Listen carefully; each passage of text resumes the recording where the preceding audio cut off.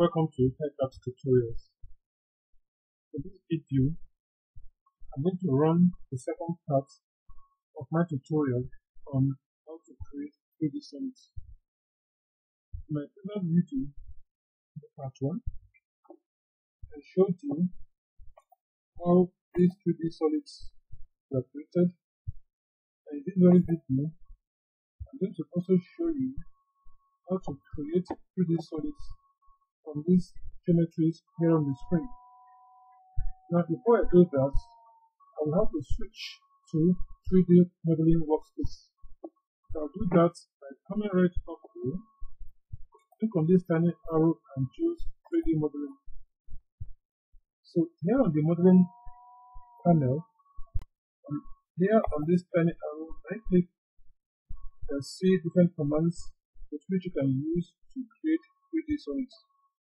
I'm going to use these commands one after the other to create solids out of this very geometry on the screen. So I'm going to start now by using the first one.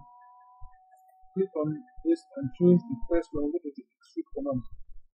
Click on extrude, and click on this rectangle and extrude. Now I can either extrude upwards or downwards, and here I enter the value of the unit I want on this blue banner. So when I'm extruding upwards, I enter the value straight away, but when I'm extruding downwards, I enter minus first before entering the real value. In this case, I'm extruding upwards, so I terminate the right point. So I move on to the second rectangle. Here again, I'm going to use another command to create 3D solid out of this. In this case, I'm going to use the PRESSPULL command. Now, this command performs just the same function with the extrude command. Okay, so when I click on this rectangle, all I need to do is to pull up or down, whichever way I want it, and then terminate the height at any point I desire. In this case, also, I will enter the value in the blue banner here. So I terminate the height at any point and enter. That is done. The third method, I need to use the LOFT command. I see the LOFT command is the second one here. So I click on the LOFT, then click on this, and also click on this. Right click on enter and enter again. So the solid has been created here, the 3D solid. So I'm moving on to the next one. Here is the spline. So I'm going to revolve this spline. Okay, in the next method, again and choose revolve.